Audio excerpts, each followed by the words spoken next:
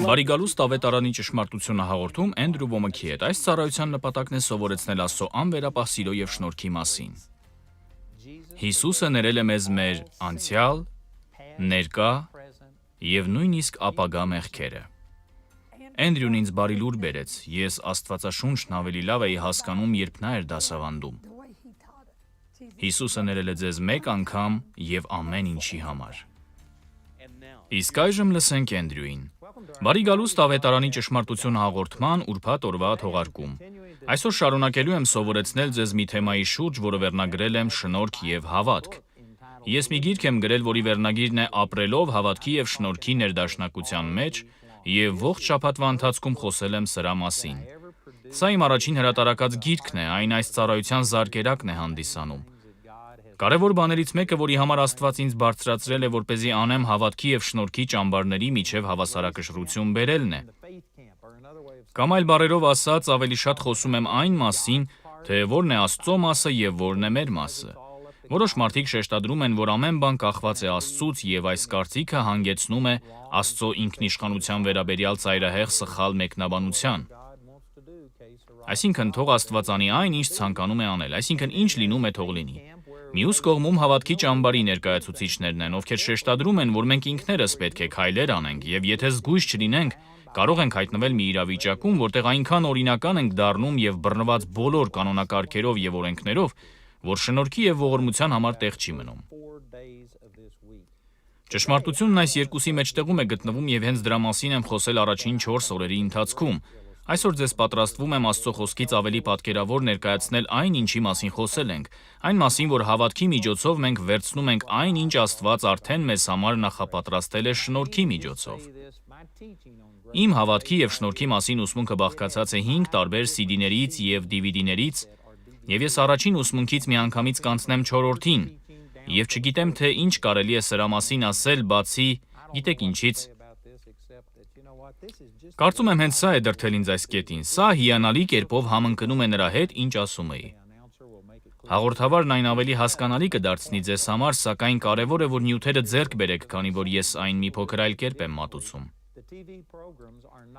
Հեռուստատեսային հաղորդումները նույնը չեն, ինչ այս նյութերը, սակայն բոլորի մեջ նույն ճշմարտության մասին է խոսվում։ Միգուցե մեկ այլ տեսանկյունից դրան նայելով այդ ճշմարտություններն ավելի լավ ենք կարողանում հասկանալ։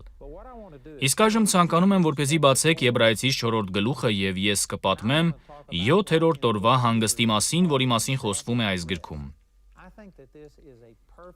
Կարծում եմ, որ սա հիանալի կերպով արտացոլում է այն, ինչ ցանկանում եմ ասել ձեզ շնորհքի եւ հավատքի հավասարակշռության մասին։ Թույլ տվեք մի քանի խոսք մեջ բերել այս հատվածից։ Եբրայեցիս 4-րդ գլուխ առաջին խոսքում ասվում է. Ուրեմն վախենանք, միգուցե երբեք նրա հանգստի մեջ մտնելու խոստմունքը մնալիս ձեզանից մեկը պակասված գտնվի, որովհետև մենք էլ ենք ավետիքն առել ինչպես եւ նրանք, բայց նրանց օգուտ չբերեց ավետիքի քարոզության խոսքը, որովհետև չխառնվեց հավատքի հետ լսողների մեջ։ Եվ եթե այս հատվածն ըստ կոնտեքստի դիտարկենք, ապա 3-րդ գլխում նա խոսում է Իսրայելի որդիների մասին, ովքեր դուրս էին եկել Եգիպտոսի գերությունից։ Նրանք ապրում էին անապատում եւ Աստծո կամքը այն չէր, որպեսզի նրանք անապատում մեռնեն, այլ անցնեն անապատով եւ մտնեն խոստմունքի երկիրը, որտեղ կար առատություն, ազատություն եւ օրհնություններ, սակայն անհավատության պատճառով նրանք չէին համակերպվում նրա հետ, ինչ Աստված էր ասում իրենց։ Նրանք հրաժարվում էին գնալ եւ պայքարել եւ հենց այս ամենի պատճառով այս սերունդը մահացավ անապատում եւ այդպես էլ չմտավ խոստմունքի երկիր, ոչ թե որ Աստված թույլ չտվեց, որպեսզի նրանք մտնեն, այլ նրանց անհավատությունը իրենց յետ պահեց դրանից։ Ահա թե ինչի մասին էի խոսում այս ողջ շաբաթվա ընթացքում, որ Աստված շնորհքի միջոցով մեզ տվել է փրկություն, բժշկություն, ազատագրում, բարգավաճում, ուրախություն եւ խաղաղություն։ Ամեն բան տրվում է շնորհքի միջոցով։ Սակայն այդ ամենին պետք է նաեւ հավատք ավելացնել։ Դուք պետք է հավատաք, որ Աստված տվել է ձեզ սա եւ պետք է հնազանդվեք դրան։ Արձագանքեք եւ վերցնեք այն, ինչ Աստված շնորհքի միջոցով նախապատրաստել է ձեզ համար։ Միայն շնորհքը չէ, որ ձեզ փրկում է, հավատքը չէ, որ ստիպում է Աստծուն պատասխանել ձեր հավատքին։ Հիսուսը մեր ծնվելուց 2000 տարի առաջ իր կյանքը տվեց մեզ համար։ Նա կանխատեսել էր, որ ես եւ դուք մեղքերից ազատագրման կարիք ունենք եւ 2000 տարի առաջ մեր բոլոր մեղքերը դրեց Հիսուսի վրա։ Ահա սա շնորհք է, սակայն միայն շնորհքով չենք կարող լինել փրկված։ Այսինքն դուք պետք է նաև հավատքով արձագանքեք եւ ընդունեք այն, ինչի մասին խոսվում է։ Իսկ հետո երրորդ խոսքում ասվում է. բայց մենք հավատացյալներս մտնում ենք այն հանգստի մեջ, ինչպես ասեց, թե ինչպես երթում արի իմ բարկությունում։ King James-ում մի փոքր խառն է գրված եւ կարող եմ բացատրել ձեզ, սակայն ավելի հեշտ է մեկ այլ թարգմանություն կարդալ։ Թույլ տվեք ընթերցել նոր միջազգային թարգմանությունից Եբրայեցիների 4-րդ գլուխ 3-րդ խոսքից։ Գրված է. մենք հավատացողներս մտնում ենք այն հանգստի մեջ, որի մասին Աստված է ասում. ես երթում արեցի իմ բարկության մեջ, որ նրանք երբեք չեն մտնի իմ հանգստի մեջ։ Կարծում եմ սա վերցված է Սաղմոս 96-ից։ Շարունակում է ասելով. նրա գործերն աշխարհը ստեղծելուց առաջ արդեն ավարտված էին։ Այս խոսքերից մեկում նա ասել է 7-րդ օրվա մասին։ Դրա մասին խոսվում է Ծննդոց 2-րդ գլխի 1-ին խոսքում։ Եվ 7-րդ օրը Աստված հանգստացավ եւ կրկին վերևի տողում ասվում է. նրանք երբեք չեն մտնի իմ հանգստի մեջ, այսինքն որոշները կմտնեն այդ հանգստի մեջ, իսկ նրանք, ում որ պաշտոնապես ավետարանը արդեն քարոզվել էր, չեն մտնի այդ հանգստի մեջ։ Այստեղ խոսվում է Իսրայելի որդիների մասին։ Նրանց անհնազանդության պատճառով Աստված կրկին օր է նշանակում, անվանելով այդ օրն այսօր։ Երբ շատ ժամանակ առաջ Դավթի միջոցով խոսելով ասել էր. այսօր եթե լսեք նրա ձայնը, ձեր սրտերը չկարծրացնեք, որովհետև եթե հեսում նրանց հանգիստ տված լիներ, ապա Աստված չէր խոսի հետագայում մեկ ուրիշ օրվա մասին, ուրեմն մնում է շաբաթը հանգիստ Աստծո ժողովրդի համար։ Որովհետև նա, ով մտնում է Աստծո հանգստի մեջ, հանգստանում է իր գործերից ճիշտ այնպես, ինչպես Աստված հանգստացավ։ Դրա համար եկեք ջանք չխնայենք այդ հանգիստը մտնելու համար, որպեսզի ոչ ոք իր անհնազանդության պատճառով չընկնի։ Ինչպես նաև 11-րդ խոսքում ասվում է, թույլ տվեք այն ընթերցել King James-ից։ Եբրայեցիների 4:11 ուրեմն ջանանք այն հանգստի մեջ մտնելու, որ միգուցե մեկը նույն անհավատության օրինակի պես ընկնի։ Գիտեք, այս խոսքերից որոշները ամբողջովին հակադրվում են այն փաստին, թե սովորաբար մենք ինչպես ենք ջանում կամ հանգստանում։ Իրականում ինչ նկատի ունի, երբ ասում է, որ Աստծո ժողովրդի համար հանգիստ կա, սակայն ոչ բոլորն են մտնում այնտեղ։ Դուք դա կարող եք բաց թողնել, եթե հավատքով չգործեք եւ չմտնեք այդ հանգստի մեջ։ Ինչի մասին է խոսվում։ Նախ առաջին բանը, որն օգնեց ինձ հասկանալ այս հատվածը, այն է, որ պետք է գիտակցենք, երբ այստեղ նա հանգստի մասին է խոսում, նա ի նկատի չունի, որ պետք է զուգարան գնաք, իսկ հետո գաք, պառկեք եւ քնեք։ Այստեղ նա ի նկատի ունի, որ դուք հալումաշ եք եղել եւ ոչինչ չեք կարող անել։ Երբ այս խոսքում ասվում է նրա մասին, որ Աստված 7-րդ օրը հանգստացավ, ապա մեխանիկորեն հետ ենք գնում Ծննդոց գրքին։ Ծննդոցի առաջին գլխում նա ստեղծեց երկինքն ու երկիրը։ Այս գլխում արարչագործության առաջին 6 օրվա մանրակրկիտ նկարագիրն է տալիս, որտեղ նա ասում է թող լույս լինի եւ լույս եղավ։ Նա հրամայեց, որպեսզի ցամաք լինի։ Նա հրամայեց, որպեսզի բոլոր տեսակի ծառերը աճեն։ Հետո նա ստեղծեց ցամաքի եւ ծովի կենդանիներին, իսկ դրանից հետո 6-րդ օրը ստեղծեց մարդուն եւ 7-րդ օրը Ծննդոց 2-րդ գլխում իր բոլոր գործերից հանգստացավ։ Սա բնավ չի նշանակում, որ Աստված հյուծված էր։ Չի նշանակում, որ եթե Աստված եւս մի բան էլ ստեղծեր, նա հյուծվել էր, այլևս նորը ստեղծելու ուժ չուներ։ Գիտեք, Եսայի 40-րդ գլխի 28-րդ խոսքում ասվում է. ես Տերս ձեզ նման չեմ հոգնում, չեմ հյուծվում։ Նա ասում է. ես չեմ ննջում եւ չեմ քնանում, այսինքն Աստված հոգնած չէր։ Երբ ասվում է, որ նա հանգստացավ, չի նշանակում, որ նա հոգնած էր եւ կարիք ուներ հանգստանալու ու մտքերը հավաքելու։ Ոչ, դա այդպես չէ։ Այստեղի նկատի ունի, այսինքն նման է այն իրավիճակին, երբ դատապաշտպանը բողոքարկում է հայցը եւ ասում է այն ամենը, ինչ պետք է ասվեր, հետո ասում է, որ թե մեղադրող կողմը եւ թե պաշտպանությունը հանգստանալու կարիք ունեն։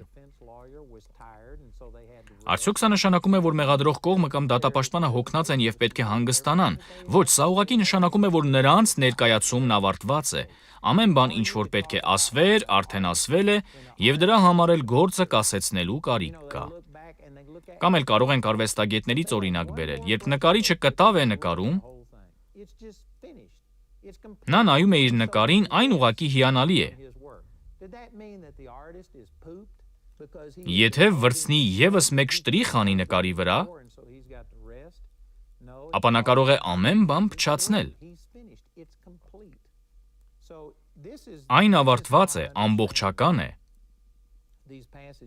Եվ դրա համար էլ նկարիչը հանգստանում է իր գործից։ Արդյոք սա նշանակում է, որ նկարիչն արդեն հոգնել է այդ վրցինն իր ձեռքում պահելուց եւ այլևս ի վիճակի չէ նկարել ու հանգստի կարիք ունի։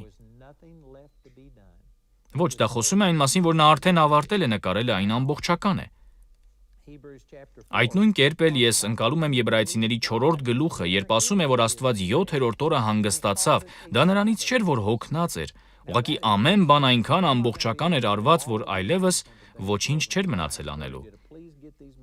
Ամեն բան կատարյալ էր եւ նա հանգստացավ։ Եբրայեցիների 4-րդ գլխի 9-րդ խոսքում խոսում է նրանց մասին, ովքեր հավատացին, որ Աստված մտավ իր հանգստի մեջ եւ այդ հանգիստը անվանեցին շաբաթ։ Սա շատ կարեւոր է։ Այսօրվա հաղորդաշարի ընթացքում չեմ հասցնի ամեն բան ասել, դրա համար էլ ցանկանում եմ խրախուսել ձեզ, որպեսզի ձեռք բերեք այս նյութերը կամ լսեք դրանք մինչեւ մյուս շաբաթ, որովհետեւ կրկին շարունակելու ենք այս թեման եւ մի շաբաթն ինձ չի հերիքի, եթե ես ամենը ասեմ, սակայն կա հանգիստ։ Կա մի տեղ, որտեղ դու մտնում ես, ինչպես ասվում է Եբրայեցիների 4-րդ գլխի 11-րդ խոսքում, ուրեմն ջանանք այն հանգստի մեջ մտնելու։ Ինչպես եք ջանք անում կամ հանգստանում, այսինքն քնելու համար մենք ջանք չենք անում, մենք պառկում ենք եւ քունը ինքն իրեն գալիս է, որովհետեւ այստեղ չի խոսվում քնի հանգստի մասին, այլ այն հանգստի, որտեղ դու մտնում ես մի դիրքի մեջ, երբ այլևս չես ստիպում Աստծուն ինչ-որ բան անել, դուք չեք զանգահարում ձեր աղոթքախմբին եւ 100 հոգու չեք ստիպում Աստծո վրա ճնշում գործադրել, որպեսզի նա ինչ-որ բան անի։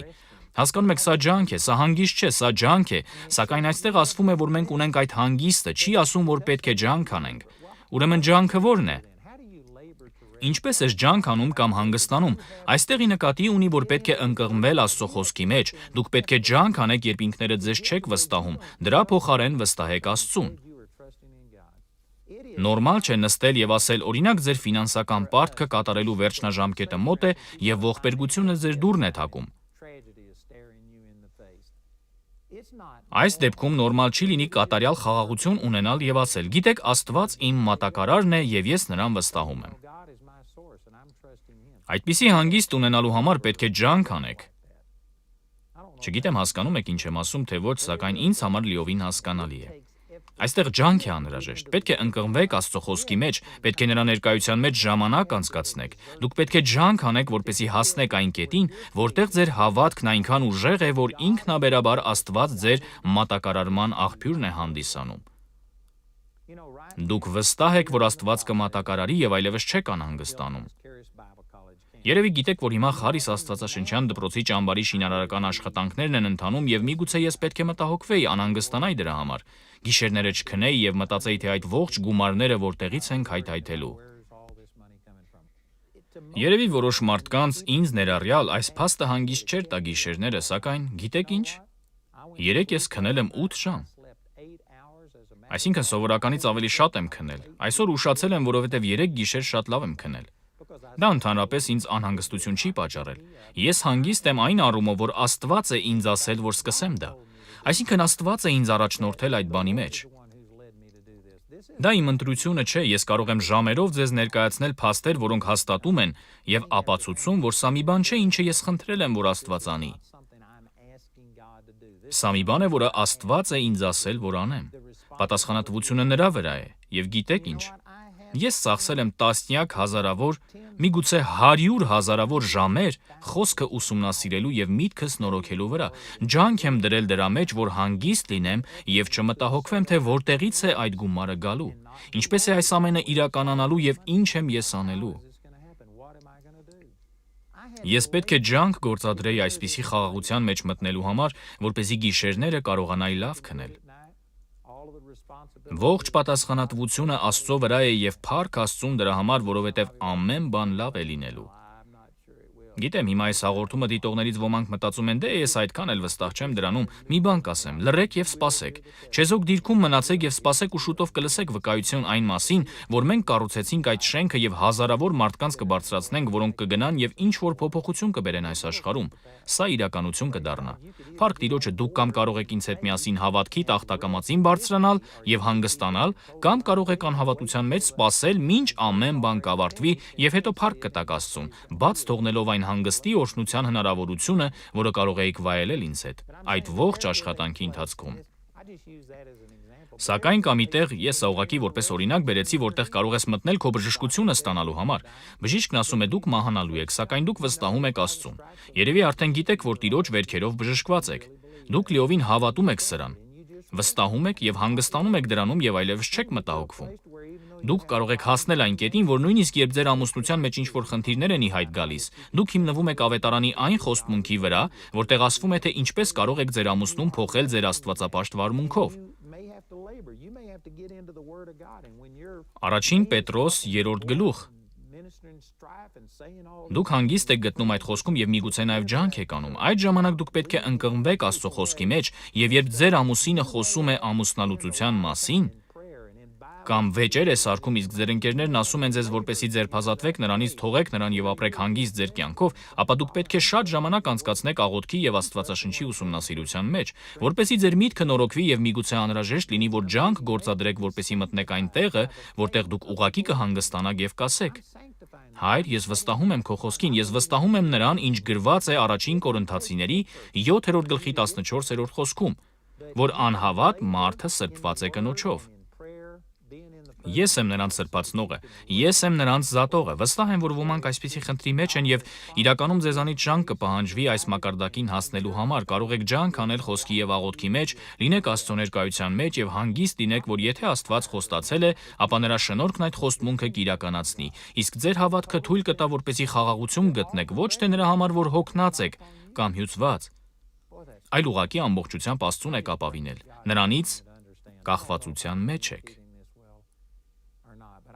Ողջ ծանրությունը նրա վրա է, այլ ոչ թե ձեր Աստված, իմ սա շատ հզոր է։ Ուղղակի աղոթում եմ, որպեսզի Աստված օգնի ձեզ հասկանալ սա։ Չգիտեմ լավ եմ մատուցում նյութը թե ոչ, սակայն կարող եմ իմ օրինակի վրա ասել, որ ես հազարավոր, միլիոն կամ միգուցե 100,000 միլիոն դոլարների կարիք ունեմ, որպեսզի կարողանամ իրականացնել այն նպատակները, որոնք Աստված է տվել ինձ։ Եվ ասել է բաներ, որոնք պետք է անեմ, եւ անկեղծ ասած ես հիմա հանգիստ եմ։ Դա ինձ չի անհանգստացնում, դա ինձ համար խնդիր չէ, եւ սա գալիս է նրանից, որ վերջին 47 տարիների ընթացքում ես ջանք եմ արել Աստծո խոսքը ուսումնասիրելու, աղոթքի եւ նրա հետ փոխհարաբերություններ կառուցելու մեջ։ Ես աճել եմ եւ Աստված ինձ հասցրել է մի մակարդակի, որտեղ ես հանգստանում եմ, խաղաղ եմ։ Եթե դուք հանգիստ եւ խաղաղություն չունեք, փոթորիկների մեջ եք եւ գիշերները չեք կարողանում քնել եւ այդ անհանգստության եւ փոթորիկների հետևանքով ինչ որ ֆիզիկական ախտանիշներ եւ խնդիրներ են առաջացել, սթրեսի մեջ եք, ապա ըստ Աստծո խոսքի ասում եմ ձեզ, որ կա մի հանգստի հանգրվան, որտեղ կարող եք մտնել, որտեղ դուք ամբողջովին վստահում եք Աստծուն, որտեղ այդ իրավիճակի հոգսը հանձնում եք Տիրոջը եւ վստահում եք նրան։ Բեռը ձեր վրա չէ եւ թույլ տվեք եւս մեկ անգամ կրկնել այն, ինչ ասում եմ այս ողջ շաբաթվա ընթացքում, որ հավատքի չարաշահումներից մեկն այն է։ Ես բնավ հավատքին դեմ չեմ, որ եթե հավատքը առանձին ենք վերցնում եւ այն չենք համադրում նրա հետ, ինչ Աստծո շնորհքն արդեն արել է մեզ համար, եթե հավատքի մասին այս սխալ պատկերացումն ունեք, որը մի ժամանակ ես եմ ունեցել, մեծագույն սխալներից մեկը, երբ հավատքն առանձին ենք դիտարկում եւ այն շնորհքի հետ չենք համադրում, ապա միանշանակ կհյուծվենք եւ հանգիստ չենք ունենա։ Դուք ահավոր ճնշման տակ եք ընկնում եւ կրկնում եք անդադար. «Տեր, ինչ պետք է անեմ, որ շարժվես»։ Անկեղծ կասեմ ձեզ, սա կխլի ձեզանից ձեր հանգիստը։ Այստեղ մի բան այն չէ, այստեղ շնորհքն ու հավատքը ոտնահարված են։ Շնորհքի չարաշահումը Աստծո ծայրահեղ ինքնիշխանության ոտնահարումն է, որը ձեզ պասիվության է մատնում։ Այսինքն ինչ լինում է թող լինի, դուք ապրում եք ձեր կյանքով, համակերպվում եք նրա հետ ինչ լինում է, եւ ձեր կողմից ոչ մի դիմակայություն չկա։ Կարող եք նաև ձեր Աստվածաշնչերում կարդալ Հակոբոս 4:7, որտեղ ասվում է «Արդենազանդեցեք Աստծուն եւ հակառակ կացեք սատանային եւ նա կփախչի ձեզանից»։ Եթե ձեզ մոտ շնորհքի եւ Աստծո ծայրահեղ ինքնիշխանության գաղափարը խեղաթյուրված է, ապա հնազանդության եւ հակառակ կենալու մասին խոսք լինել անգամ չի կարող, որովհետեւ ամեն ինչից վեր Աստված, այնինչ Աստծո կամքն է վերջիվերջո իրականանալու է։ Սատանային հակառակ կենալը լիովին անիմաստ է դառնում, որովհետև սատանան ոչ մի բան չի կարող անել, եթե դա Աստծո կամքը չէ։ Իսկ հավատքի չարաշահման դեպքում զրկվում ենք այն հանգստից, որի մասին խոսում է, եւ մտնում ենք մի ծանրության տակ, որտեղ փորձում ենք ամեն բան ինքներս անել, սակայն սա նույնպես սխալ է։ Երկկողմանի չարաշահում է տեղի ունենում։ Հավատքն ու շնորհքը պետք է միասին լինեն, պետք է Աստծո մասը լինի եւ ձեր մասը լինի։ Ձեր մասն այն է, որ հավատքով խաղաղություն ունեք, որ Աստված շնորհքի միջոցով ամեն բան արդեն նախատեսել է, արդեն լրացրել է ձեր կարիքը եւ դուք պետք է ուղղակի հանգստանաք նրանում, իսկ երբեմն հանգիստ գտնելու համար հսկայական ջանքեր են պահանջվում։ Կար մի ժամանակ, հիշում եմ, ֆինանսական խնդիրների պատճառով մեզ մեր տանից դուրս էին հանում, որովհետև չէինք կարողանում վարձը տալ։ Ես վստահում էի Աստծուն, հավատում էի նրան։ Ես անում էի ամեն բան, ինչը որ գիտեի, որ պետք է անեի, բայց միևնույնն է գումարը վճարելու խնդիր կար։ Եվ ես մտածում էի, թե ինչ որ բան պետք է նախաձեռնեմ, սակայն իրականում այն, ինչ անհրաժեշտ էր նրա խոստմունքներին վստահելն էր, որ նա կլրացնի մեր կարիքները։ Ու գիտեք ինչ արեցի։ Սկսեցի լեզուներով աղոթել, որովհետև Աստվածաշնչում ասվում է, որ երբ լեզուներով աղոթում ես, Հուդա առաջին գլուխ 20-րդ խոսք, անձդ ես շինում սուրբ հավատքի վրա։ Ինձ հավատք էր անհրաժեշտ ու հենց դրա պատճառով էլ սկսեցի լեզուներով աղոթել։ Մոտավորապես 3 ժամ լեզուներով աղոթել եմ, որպեսզի անձս շինեմ եւ բավական ջանք եմ գործադրել, որպեսզի հանգստություն գտնեմ Աստծո խոստմունքի մեջ, որն ասում է, որ նա կլրացնի իմ կարիքը եւ Փառք Տիրոջը հենց այդ նույն օրը նա գերբնական հրաշք ձևով լրացրեց այդ կարիքը, բայց դրան հասնելու համար ջանք պահանջվեց։ Ահա թե իրականում Եբրայեցիների 4-րդ գլխում ինչի մասին է խոսվում եւ այն կապակցվում է շաբաթի հանգստի հետ։ Այսօրվա իմ եթերային ժամանակը սպառվում է, սակայն հաջորդ ծրագրում կպատմեմ ձեզ, թե իրականում ինչ է ասվում այս խոսքում։ Իսկ շաբաթն այն փոխհարաբերության պատկերն է, որը կարող ենք ունենալ Աստծո հետ, վստահ լինելով, որ Աստված արդեն ամեն բան մատակարարել է եւ մենք ուղղակի պետք է հանգստանանք նրանում եւ չվստահենք մեր սեփական ջանքերին։ Սա հիմնված չէ մեր լավը լինելու կամ նման այլ բաների վրա, մենք ուղղակի վստահում ենք Աստծո շնորհքին, սա մի հիանալի պատկերազարդում է եւ սրա մասին պատրաստվում եմ խոսել ձեզ հետ մեր հաջորդ շաբաթվա ծրագրերի շրջանակում։ Եվ վստահ եմ, որ դա շատ օգտակար է լինելու ձեզ համար։ Երբ ես սա հասկացա, իմ կյանքը զգալիորեն փոխվեց, վստահ եմ, որ ձեր կյանքն էլ է փոխվելու։ Ծննդոց առաջին գլխում խոսվում է այն մասին, թե ինչպես Աստված ստեղծեց երկինքն ու երկիրը եւ մնացած այլ բաները, եւ հաջորդ շաբաթ սրա մասին ավելի մանրամասն եմ խոսելու, սակայն թույլ տվեք մի փոքր ակնարկ անեմ եւ ասեմ, որ մարդուն արարչագործության ամենասկզբում չստեղծեց Աստված, չնայած այն բանին, որ մարդու արարչագործությունը ողջ արարչագործության թանկարժեք քարն է համարվում։ Շատ գրվածքներ կան, որտեղ խոսվում է դրա մասին, այն ամենը, ինչը ստեղծվել է մեզ համար։ Աստված ստեղծեց երկիրը եւ ամեն բան նախապատրաստեց ու հետո ստեղծեց մեզ։ Նա միանգամից մարդուն չարարեց, որովհետեւ դեռ ամեն ինչ պատրաստ չէր։ Նա սպասեց եւ արարեց մարդուն արարչագործության վերջում եւ մարդն անմիջապես մտավ այն ամբողջականության մեջ, որտեղ Աստված արդեն ամեն բան ապահովել էր մեր կարիքները լրացնելու համար եւ մեզանից միայն պահանջվում էր ձեռք մեկնել եւ ստանալ այն եւ գոհանալ նրանից։ Սա մի հիանալի պատկերազարդում է այն բանի, ինչ ցանկանում եմ ասել, որ Աստված շնորհքի միջոցով արդեն նախապատրաստել է ամեն ինչ,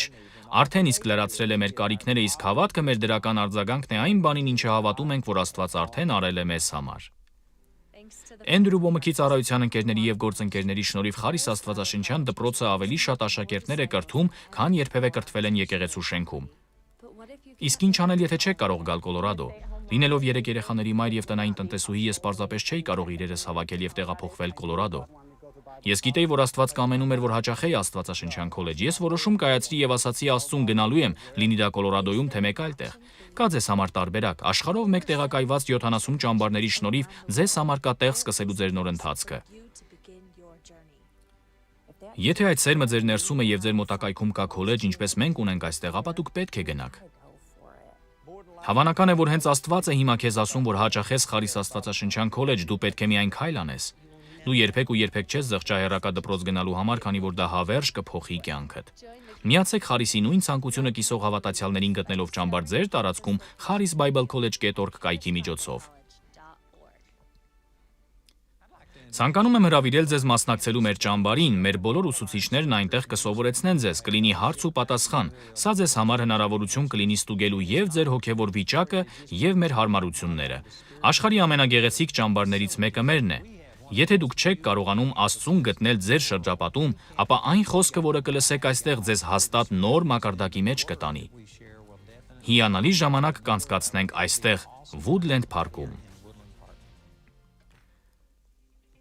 Խարիս Աստվածաշնչյան քոլեջի 3-րդ կիսամյակը զինվորների մի բանակ է զինում, ովքեր յուրաքանչյուր հասարակության մեջ կբարձրանան ազդեցության 7 սարերը։ Մեր ծառայությունների դպրոցի 3-րդ կուրսում ուսանողները կշփվեն եւ կսովորեն այն ծառայություններից, որոնք այժմ մատուցվում են հնգապատիկ ծառայության ընթացքում։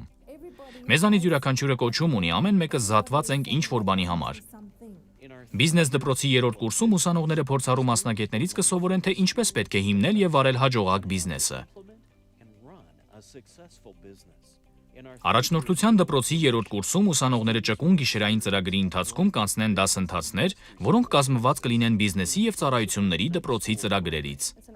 Ուղղակի հիանալի է բացահայտել այն, ինչ Աստված ունի մեզ համար եւ իրականում լինել բավականաչափ զինված, որպեսզի ոչ միայն աշխարհում ծառայենք, այլև արդյունավետ լինենք։ Միսիոներական դպրոցի 3-րդ կուրսում ուսանողները անձամբ կհանդիպեն նրանց, ովքեր ծառայել են դաշտերում։ Ուսանողները կընկղմվեն մի այլ մշակույթի մեջ եւ 6-ամսյա միսիոներության փորձառության շնորհիվ կհասկանան, թե որն է իրական միսիոներական կյանքը։ Աշխարհին հասնելու ծառայության 3-րդ կուրսում ուսանողները կանցնեն առաջնորդության եւ բիզնես մենեջմենթի հմտություններին վերաբերող թրեյնինգ, որը անհրաժեշտ է հարատև եւ ամուր ծառայություն ստեղծելու համար։ Պրակտիկ կառավարման ծրագրի 3-րդ կուրսում ուսանողները կզինվեն հիմնարար գիտելիքներով, որոնք կօգնեն նրանց կառավարական ոլորտում արդյունավետ ազդեցություն գործադրելու հարցում։ Ստեղծարար արվեստների ծրագրի 3-րդ կուրսում ուսանողները կզարգացնեն այն հմտությունները, որոնք նրանց անհրաժեշտ կլինեն ժամանցային արդյունաբերություն մուտք գործելու համար։ Երկրպագության արվեստի դպրոցի 3-րդ կուրսում ուսանողները կսովորեն, թե ինչպես պետք է Քրիստոսի մարմնին առաջնորդեն իրական երկրպագության մեջ։ Մեդիա դպրոցի 3-րդ կուրսում ուսանողները կզարգացնեն հմտություններ, որոնք կօգնեն նրանց տարբեր իրավիճակներում արդյունավետ կերպով հաղորդակցվել եւ պատմություններ պատմել։ Մեր ուսանողական 3-րդ տարվա մասին ավելի շատ տեղեկություններ ստանալու համար այցելեք հետեւյալ հղմամբ charisbiblecollege.org 3rd year։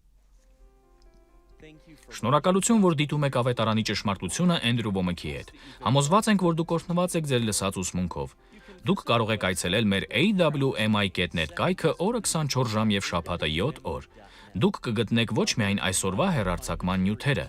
այլև անվճար նյութեր դիտելու, լսելու եւ ներբեռնելու համար։ Դուք կարող եք դիտել ավելի քան 16 տարվա ավետարանի ճշմարտությունը հաղորդման թողարկումները, լսել ավելի քան 14 տարվա ռադիոհաղորդումները եւ անվճար ներբեռնել Էնդրյուի գրեթե բոլոր ուսմունքները, թե ձեր, թե ուրիշների համար։ Եթե ուզում եք էլ ավելի խորապես հասկանալ Աստծո խոսքը, ինչու չմտածել Էնդրյուի Խարիս աստվածաշնչյան դպրոց ընդունվելու մասին։ Բացի մեր հիմնական տարածքից Կոլորադոյում, մենք ունենք այլ դպրոցներ աշխարհի տարբեր մասերում։ Եթե դուք չեք կարող հաճախել այն ձեր բնակավայրում, մենք նաև ունենք առցանց Խարիս աստվածաշնչյան դպրոց, որի միջոցով դուք կարող եք սովորել ամենուր ձեր նախընտրած ժամերին։ Ավելի շատ ինֆորմացիա ստանալու համար այցելեք 3w.awmi.net կայքը։ Ուզում եմ շնորհակալություն հայտնել ավետարանի ճշմարտությունը դիտելու համար, ուզում եմ տեղեկացնել, որ մենք ունենք բազմաթիվ նյութեր, որոնք կարող են օրհնել ձեզ եւ ծառայել ձեզ։ Դուք կարող եք գտնել դրանք մեր awmi.net կայքում եւ որ երկրում էլ լինեք, մենք ունենք գրասենյակներ ողջ աշխարհով մեկ։ Մենք ունենք 14 օտարերկրյա գրասենյակ, բայց դուք կարող եք ստանալ նյութեր օրը 24 ժամ եւ շաբաթը 7 օր մեր կայքից։ Դրանում դուք կգտնեք մեր գրասենյակների հասցեները եւ այլ տեղեկություն, որը կարող է իրական օրհնություն լինել ձեզ համար։ Հիշեք, awmi.net բազմաթիվ նյութեր օրը 24 ժամ եւ շաբաթը 7 օր, այնպես որ օգտվեք դրանցից, մեր կայքն օրհնություն կլինի ձեզ համար։ Էնդրու Ոմեքի ծառայությունն ունի գրասենյակներ ողջ աշխարհում, որտեղ էլ դիտեք ավետարանի ճշմարտությունը հաղորդումը, դուք կարող եք կապ հաստատել մեր ծառայության հետ։ Մոտակա գրասենյակը գտնելու համար այցելեք 3w.awmi.net կայքը եւ սեղմեք կապ մեզ հետ բաժինը։ Անպայման միացեք մեզ ամեն օր նույն ալիքով դիտելու համար ավետարանի ճշմարտությունը հաղորդումը Էնդրու Ոմեքի հետ։